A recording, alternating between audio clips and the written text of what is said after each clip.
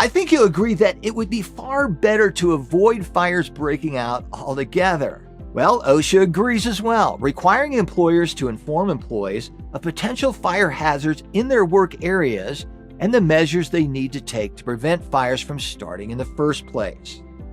Some fire prevention measures and tips include, but aren't by any means limited to, adhering to no smoking rules and open flame prohibitions, take special care with spark-producing tools and equipment, maintain tools and equipment to prevent overheating, ensure proper housekeeping for combustible materials, keep them cleaned up and off of heat or spark-producing equipment or devices, report damaged equipment, properly dispose of containers and contaminated waste, store flammable liquids only in approved and properly maintained and used containers in designated areas. This includes storing reactants, like oxygen and acetylene for instance, at or outside of their appropriate separation distance in well-ventilated areas to minimize the risk of interaction, and follow the 18-inch minimum clearance rule by not stacking materials too close to fire sprinkler heads.